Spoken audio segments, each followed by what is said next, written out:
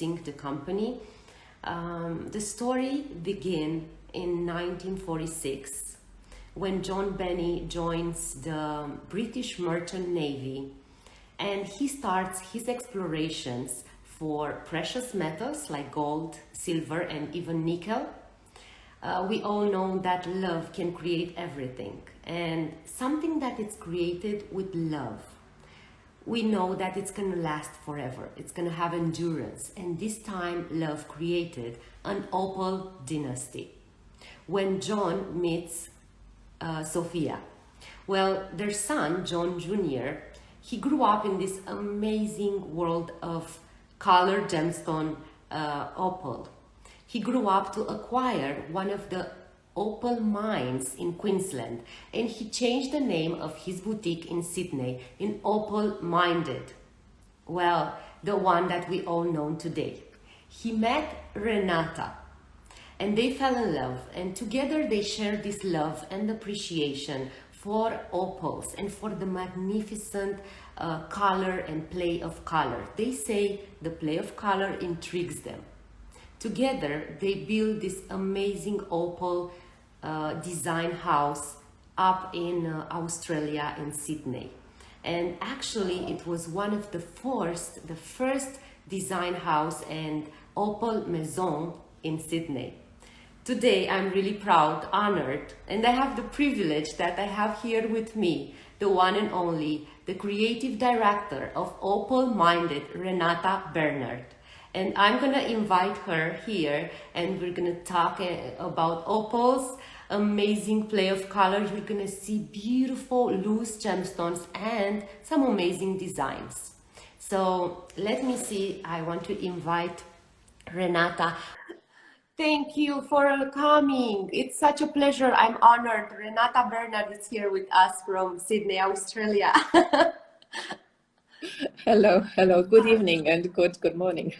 Yes, true. Good morning, afternoon, depends where you are. Well, Renata, she's our amazing, talented designer. She's the creative director of Opal Minded, and today she made us the honor to show us a few important, amazing, beautiful pieces. And we're gonna see also loose gemstones and the play of colors. You have so many surprises for us today. Thank you. Renata, first of all, I think everyone would like to know a little bit about you and how is it to be part of this amazing industry and to actually create history in the opal industry? Opal industry is quite small. It's quite a peculiar industry, and that's mainly because there are not many opals. There are not many opal miners. There are not many opals in the world, so there are not many people who have that pleasure of working with this amazing gemstone. I fell into it accidentally. I was an academic and I thought that my career was set out. I was working for a Sydney University and really enjoyed what I was doing, published, had to do with students. I was working in cinema. And then I met my husband.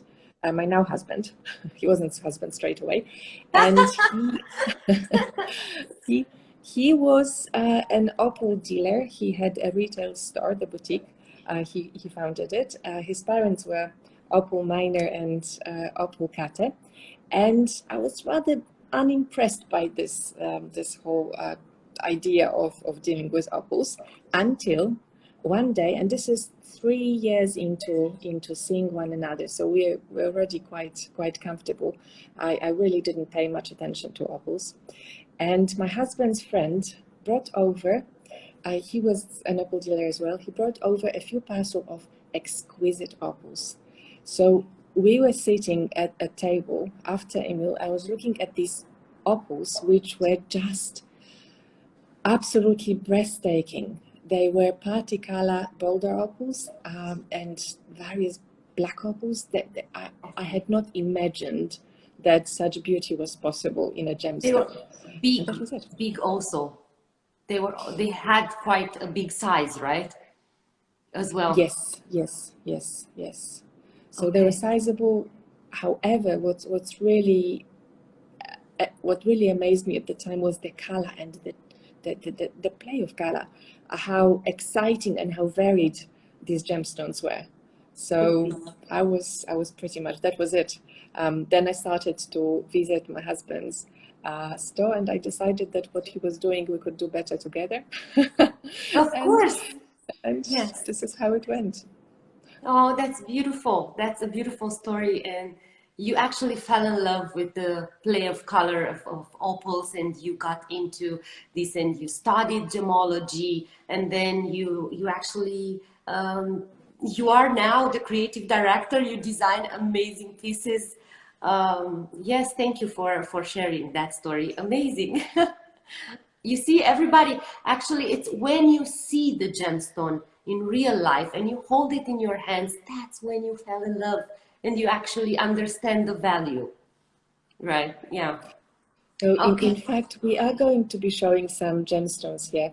And Flavia, if we just tested, it does not compare to actually holding any of the pieces that we're going to see in real life. We'll try our best. However, nothing beats holding an opal in your hand. True. Yeah. I wish we can just show it like in a natural way, but let's try our best. And my first question actually would be something I want to dig in and ask you something different. How would someone know a good, amazing quality, the ones that you were talking about, a good quality opal, with maybe, I don't know, a lower quality opal, because they all have that play of color and many colors. How you would tell? Well, it only comes with experience. So if you have no experience, if you are looking at opals, you might, it is difficult. It is difficult. So I'll show you just a little example of how difficult it can get. I'll try my best to Okay, let's demonstrate the see. point. So we have here two pendants, two sizable gemstones. They're about 1.5 centimeter each, or probably a Perfect. little bit more. Play of color, nice play of color. In reality, they are much more intense than what you see in the screen here. One of them is a piece of fashion jewelry, wonderful, beautiful, sizable souvenir to take home with you. The other one is worth about $100,000. Which one? Could you guess, guys? Let's guess. I know you are good at this. Come on, guess which one is the valuable one? $100,000. Which one? Left or right? Let's see. Do you have any ideas? Well, I have an idea, but I don't want to share it. So the darker piece is worth about $300 retail. Of course, the golden one is the expensive one. You see, they know the right one. The gold one is expensive. Now, if we had these two stones, just one next to another, that would be less apparent. So the difference in value is mind-boggling, really. So Yes, $300 versus $100,000. it's impressive. And the And one, this one on the left, it's a custom jewelry, right? And it's yes, made. How is it made? it's it is a bespoke piece. It's one of it is it was made by well, handmade, of course, Yes. by our master jeweler who is now retired. And that's one of the last pieces he's made for us. It's one off, it's never to be repeated.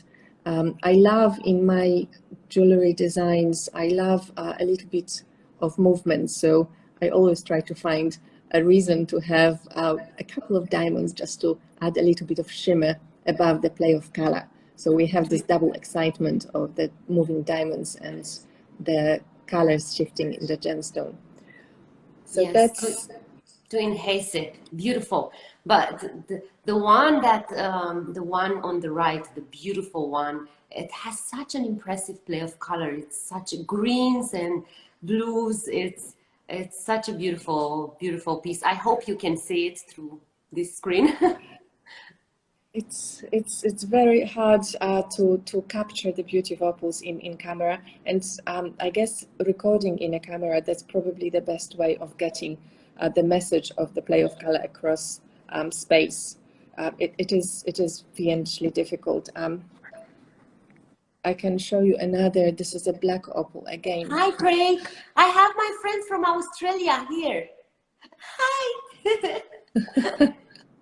Hello. Thank you for coming. Hi. You are in the same country. Let me see. Well, are we really? Yes, he's from Australia. Craig, say Oh, hi. well, you must. Well, You once the must lockdown is over, you go and must come visit over. We must Renata meet. and see some opals. Oh, Well, here we have a black opal with very intense and difficult to get across this camera this is colors beautiful. I can see it through. shifting. I see all of the greens and blues. I love the shape of it. Oh, look at this. This is Another lighter, little. but it has a lot of red. It does. It does. So this is a holy grail of Australian opal industry. This red color on dark body tone. Okay, this is the holy grail. So this is the precious one, the one that everybody's sought after. This one. Yes, on one hand. On the other hand, we would sometimes have, or actually quite often would have someone come in and ask for a red color on black opal. And Okay. they would walk out with green boulder opal. Because one other aspect of opals is that every one gemstone is individual. The higher in quality we go, the less likely you will come across a similar even gemstone again. So basically, one walks into an opal store and it's kind of like, it could be speed dating, I'd imagine. So you would go in and you might or might not meet your soulmate. You might have an idea that the most precious, the most amazing stone will be that red color on black base. And then you go in and all of a sudden you melt because you see something completely different that you didn't expect. And this is your gem, this is your opal. That's the gemstone you walk out with. Oh, that's And amazing. that's what makes it exciting as well. It just speaks to you. I don't know. It just sings to you. It's just there a connection. So even though you have an idea that you would like a blue or white one, and you just fell in love with something else, and that's meant to be. That's beautiful. I love those stories. Like those are real stories from that connection with the customer and how it really happens in reality. And what would you say it's like the big difference in between these black, blue, white opals? Um, is the Well, perception maybe from the customer? the difference, I think that it's generally we try always to systemize gemstones or systemize our world so we can group things into some sort of understandable entities. Now, that's what we do with opals as well. So we think about opals in terms of the body tones. So there would be light or white opals, there would be dark or black opals, and we group them into this kind of nice, neat Okay. into these nice, neat ideas. But in reality, every one of these gemstones is going to be different. So on one hand, we know that the majority of opals, Australian opals, are light in appearance. So it is going to be more likely for us to come across a light opal than a dark Okay. opal. We also know that red color in any opal is going to be very difficult to find. So those Now, are the ones that are, I'm sorry, they are the ones that are really valuable because it's really hard to find them. yes, I've just asked my husband before this session to calculate how much soil has to be moved to find 1 carat of precious good quality opal. And he told me that 500 ton would be a standard. So 500 tons of soil has to be moved to find 1 carat of good quality Australian opal. that Oh gives my you an God. idea of how why these little pretties are as pricey as they can be. So valuable. So Yes. yes, Amazing, amazing how much work it can be done and how much you have to search and research for this amazing gemstone to have a good quality one, of course, because you only choose those ones. And it's impressive how you work together. Your husband, it's at the mines in Queensland, and you are here, and you are the, the voice of the company, and of course the talent. So um, really nice. Now I would like to go into, and I would like to ask you if you could show us some beautiful pieces that you designed and that you have there with opals, and to discuss what inspired you with this to create those pieces. well, we can perhaps start with that little black opal Oh, um, oh, this is so number. elegant. We That's love a this black one. opal in 18 karat gold with some diamonds and pink sapphires. Oh my God. So diamonds and pink sapphires. Yes, Ah, it's it's such a beautiful mounting, and it's surrounded like that. It really enhances the gemstone, as you said, because of that arrow of diamonds, just the diamonds around. Yeah, it really enhances the color. And this one is the one that I said that has like really limited colors. It has the green and the blue. This one it was, yes, right? This yes, yes. So usually that they are really blended, but this you can actually see the green and the green and the blue on the side.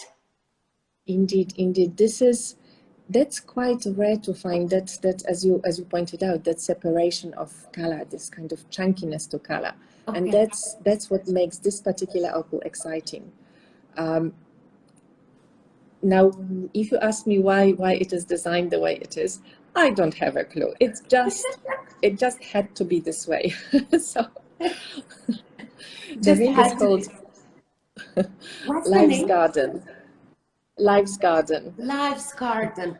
Oh, that's a beautiful name. I want to highlight the fact that Renata names all her jewelry. If you have a look at the pieces, all of them have this beautiful Aphrodita and inspired and the Spanish names. They are all such because they actually highlight what is inside and behind the creation. And all of the names of your pieces are impressive. They have a story. So I love that. I love that. It looks like a garden, like a live garden. Well, for me, it looks like the ocean as well, because I would. You are right. You are right. It's actually this name. It wasn't the design and the idea, the concept. I felt very strongly about. It's sometimes a gem speaks very clearly, and it just gives a very strong idea to me. The idea of design is there straight away. Some gems I would have on my desk. I would pull them out of the safe, look at them, put them back in, because Oh, I just don't know yet what they're going to become. But that particular gem, it just felt that this is what it should be. So Life's Garden was quite straightforward in terms of I love what that. what it should be. Life's Garden. Perfect. Then here we have a boulder opal, This is impressive. which is which has The got this shape. two sides to it. It's the This is stone. very When I nice. saw it, it's not from our mines, it's from neighboring mining area. And I had to have this gem. Again, in reality, the colors are absolutely amazing, and the stone looks like Siete Colores, the mountain range. So of course, this is what the ring had to become. Had to become. It was That's meant that's to be yes, beautiful. yes. That's That's a beautiful gem. So you acquired from another, yeah, from another mine just because you loved, you were impressed by its, I don't know, glory and play of color. But I love the shape, the way you created, so you can actually see those playing and waves. It has beautiful. Yes. So it's a little bit, it's that's a demanding ring. So one has to have a strong personality to carry it. That's True. not a dainty, sweet. You can see, I don't know whether you can see it in the screen now. It comes I with this see, oh my God, transcend. I see all colors of the rainbow here. Even through that, I see green, blues, and I like the way they are arranged. You can actually see the straight lines. It's beautiful. This In is yellows. what you saw here. There's this explosion. I hope you can see it. Explosion of orangey red.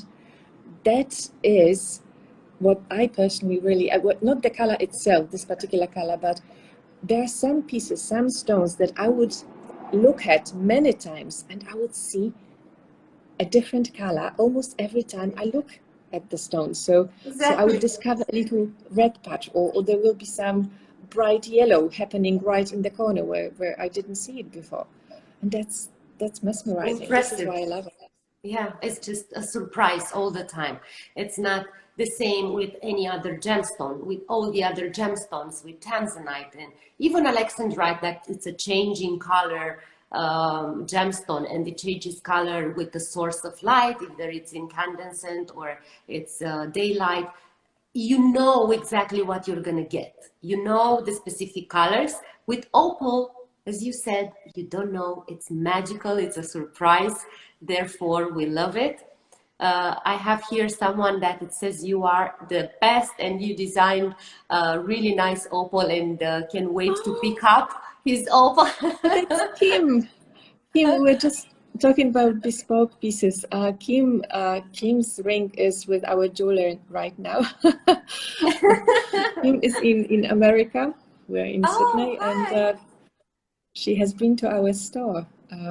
Absolutely Amazing. wonderful, and we are just commemorating in Kim's anniversary.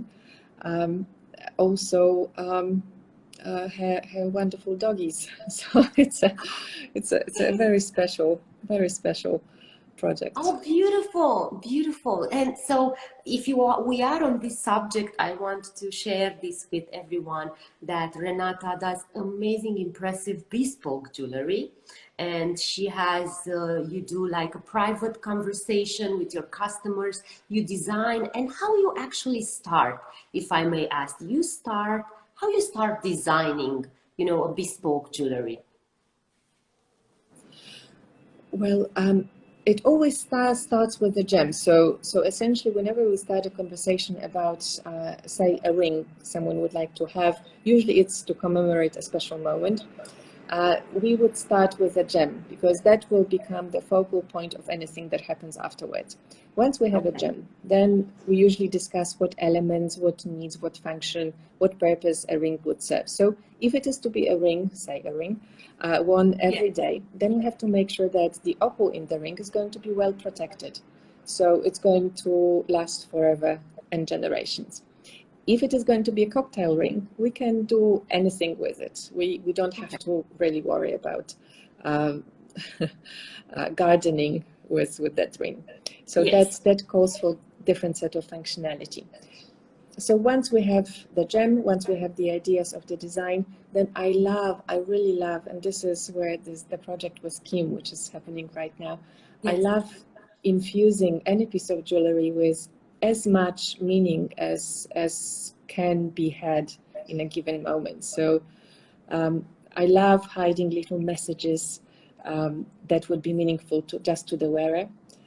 Messages Oh. told either in little stones, sometimes on the inside of the band, um, just to because let's face it, jewelry is about emotions. It is about something special that has happened in life. It is about mostly about love. Um, True. so it's so hugely important for that to be encapsulated in the gem as much as possible. in the jewel. So true, So, Renata. so Yes. usually we do a few drawings, sketches, and then discuss minute elements, and then the ring or the piece of jewelry goes off to be made. Voila. Beautiful. Easy. Yeah, pretty easy, yes. It's an entire difficult process, but amazing and true. It's so true. It's about emotion, it's about the personality of that person, a family, and it remains a heirloom and it's important. I like the idea that you put little secrets there to in haste to just remember and to show the personality of the person or history or you mark a special event in their life. That's amazing. Yeah, beautiful. The way you create. I hope one day we can see one of those amazing pieces. Okay, moving forward, I wanted to highlight again, you have some amazing transformable jewelry as well. And I think that's a really inventive, creative idea and modern. Would you show us something like that? Let me just. Well, this is just a couple of pieces. So, for instance, we have here a pendant, which is a little bit difficult to hold. I've just taken it out of the safe just before the meeting. It's got two frames, one with diamonds, one just gold, and then the center stone is, of course, opal. Now, this pendant comes with a set of earrings, and the whole set can be worn several different ways. So each of these frames can be taken off. We can have Oh, just the gem. We could have a gem in a golden frame, a gem in diamond frame, or a gem in both, and the same applies to the earrings. So that's one amazing. idea on. I like that. And I love the combination with Art Deco geometrical and then the movement of that opal. It's such a nice combination. And of course, that you can transform it and you can take it down, put and dress it up. Yes. So that's And the colors, well, it's a amazing. beautiful irregular gem. So it was asking for something quite angular and Angular. defined to happen Okay, around it. perfect. Then we have a little ring with an opal from our mines, and that's a very unusual opal. I dare say that it's more unusual than red on black. It's got orange and green, but very bright ones, which are very difficult to see in the slide. Now that ring can Okay. also become a pendant. Yay! It's So got nice. lovely little barrels of diamonds on the side. I see those. Yes, they're really So really nice, delicate. we also have a little butterfly Oh, that's ring, very cute. which can become a pendant when taken off the band. Perfect.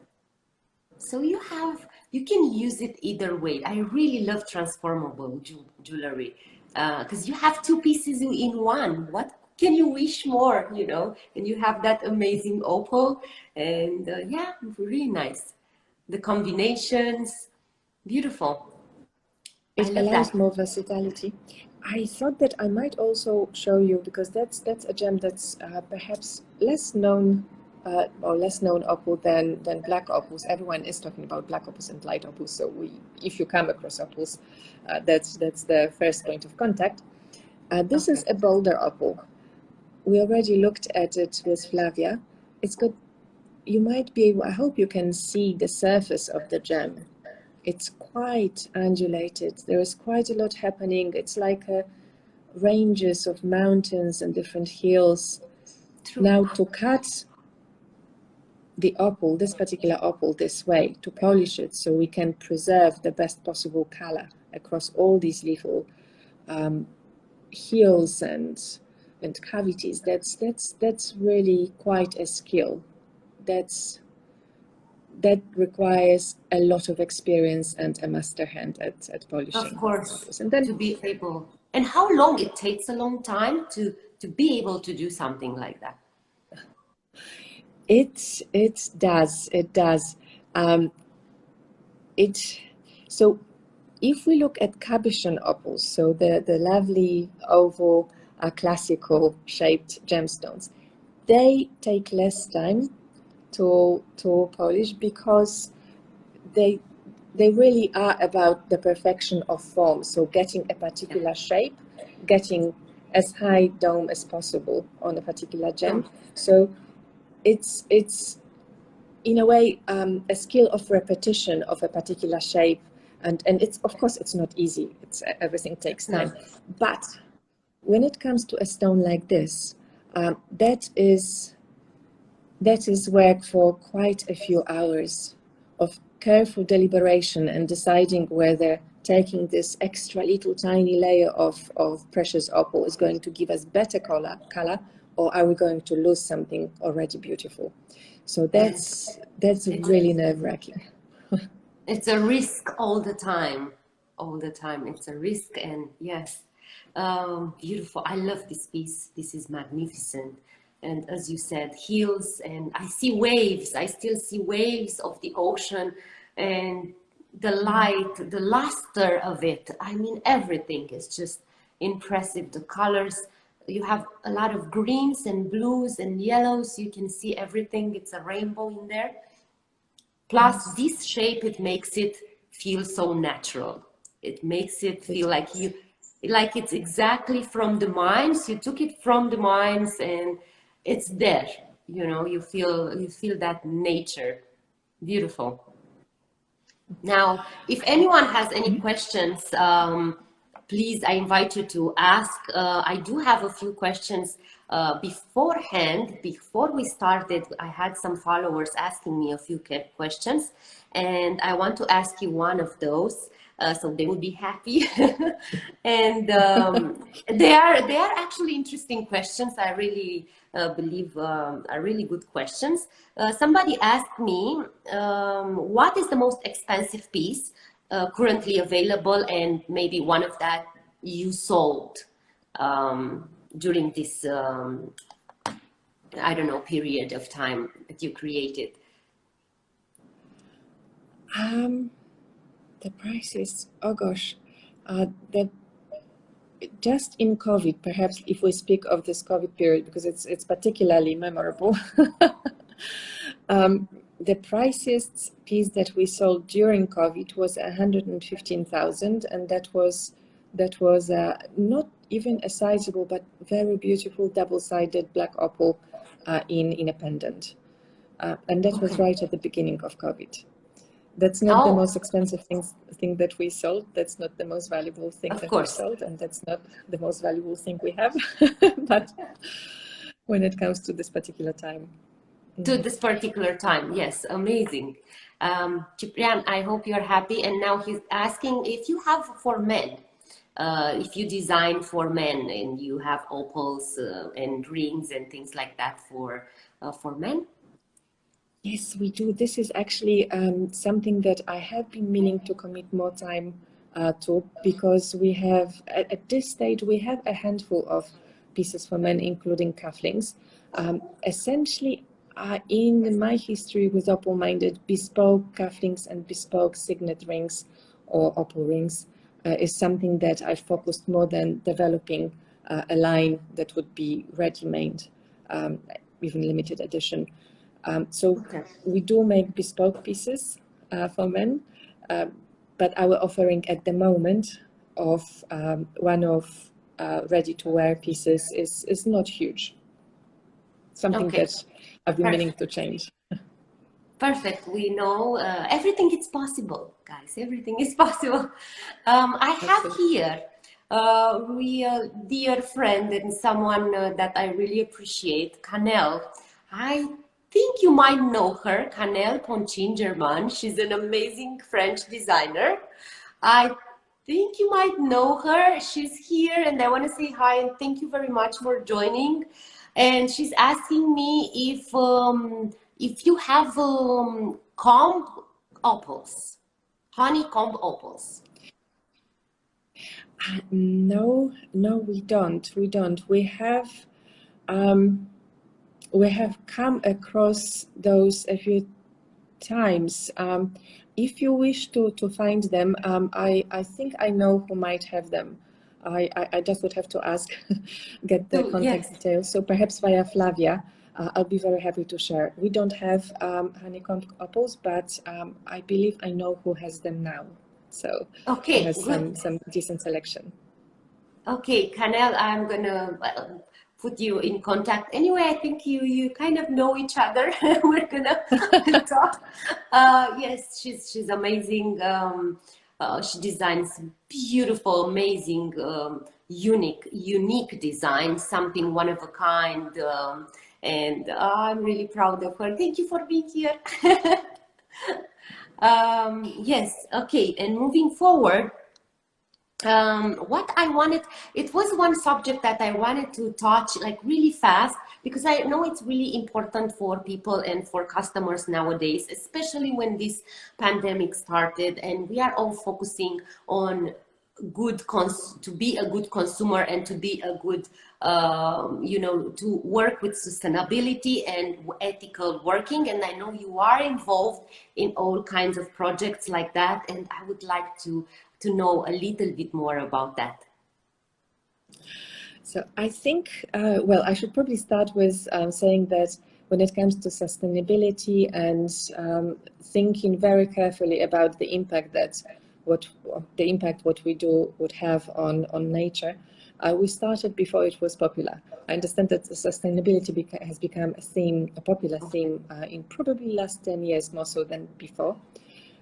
My husband is a great naturalist, so anything that he did in the mine, he always gives huge consideration, one, to the life around him, so all life forms, and two, also the impact, the long-term impact that anything that we would do would have on the planet and where he's mining. So, for instance, we had the majority of our opal mining operations, anything that's built in mining camp and mining workshop and mining dwellings in Queensland, that's almost everything is recyclable. I don't know how he has done it, but You he did has it. built, he did, with his Yes, brother. Somehow it was, I think, a love project to make the dwellings and everything around our mining happen this way. We also, for a long time, we had existed off the grid. We have come because of problems with hardware. We living off the grid and using solar energy is not as straightforward as one would like it to be. So because yes, of it, we now needed to branch out and use traditional forms of energy until we work out a good long-term solution to storage, solar storage and maintenance. But that's what we also do to reduce our imprint. We rehabilitate the land that we mine. So we're not, by law, we're not allowed to disturb more than a particular amount of area on which we mine. But what we also do, and that's John's idea, is we collect the seedlings of the native plants around the area, and then we reseed the ground that was mined. And I wish I could show you the pictures. I I love just didn't that. think about preparing those. But it appears that the area after we rehabilitate it is actually more full of life than before the mining started, which is we Amazing. did I love that. it's heartwarming. So I took pictures of areas a year after we rehabilitated a particular ground, and then 2 years later of the neighboring area. And 2 years later, we had this amazing growth of greenery, probably because the earth was allowing water to come through and feed the plants. Exactly. True. Yes, the water was there, it came easily, and that's impressive. Really nice. I'm glad you are involved in that, and of course, living there and growing up there, where you have nature. I mean, Australia is full of nature and animals, and you are trying to protect that and sustain and have environmentally friendly work. Amazing. I love that. I wish I could see, maybe at one point you can share with me the pictures. I would like to see. Pleasure. Yes, Pleasure. perfect. Thank you for that. I wanted to point that about sustainability. And do we have any more pieces that you want to share with us? Do you have there anything else? Probably the challenge, we have some beautiful bright pieces, smaller pieces, but if I might just show you this little, well, not so little actually, number. It's That's huge. it's a piece called "The Strength of Conviction," and Okay. you can see it has pretty much every color that Opal is capable of producing, And and in it's a strength. darker tone underneath. You have a darker tone so you can see all of those colors. Yeah, you have reds and greens, everything. So It's big. that's sizable. This is big. Sizable. It's a And size. if we talk about size, It's for you. oh, I can see that someone has already reserved that one. Yes, that's what I said. That one is for me, he said. Okay. And this is one little project that I keep thinking about, and and you might laugh at this, but I think about ladybirds, that ladybirds have to be somewhere around this gemstone, but I don't know why. So that's Love an it. amazing, very sizable opal from our mines. Oh my God. John, my husband, was so excited when he found it, and This is I beautiful. didn't This is realize how beautiful it is. Yeah, how it can play like that. And again, the surface is not flat. indeed. And Oh, there's super. this amazing, stunning This is a green museum stone. border. It should be, I don't know, put in auction or something. We Oh, have been talking about it, but I think so. I want this design with ladybirds. I just see the red. It's I don't know why. You see it in a Maybe if we design. Okay, yeah, yes. you see it in a design, you don't want to lose it and give it to, I know. Yeah, it's more, you make it more personal and you know it was one of your pieces and it's different. Yes, True. it's not your everyday piece of gem. This is not something that one would be wearing to breakfast with mum. I would. You, thank you, Flavia. Wonderful. Breakfast, yes, of course, with that beautiful opal, I don't, yeah. And a really nice dress by the ocean. Done. Done, done, done, done. Check. Perfect. Oh, I love that one. This is Renata, a you little have. bit smaller Ah, piece. I love this blue, lighter blue. Beautiful. This opal is from our mines, and this is it's called River Flows. Oh, river flows. Sorry, Exactly. reef flows. It's got Reflows. it's a little bit difficult to see it on in this camera, but it has this very gentle flow that you can imagine of water just surrounding a tropical island. True. But very, very gentle, very, very sweet, refreshing, very much like a holiday. Exactly. Yes, like the calm ocean. The calm ocean. Exactly, that's the one. The blue calm ocean. Ah, yes. Australian one, well, I never been, but know the others. um, one And day. this is the one, I don't Oh, know whether it's possible to this. see. This is a peacock feather. Oh, right. You're right. It looks But like.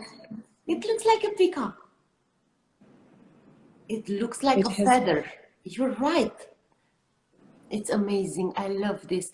I love the traces like they are brushed. It's something brushed away. Oh, beautiful.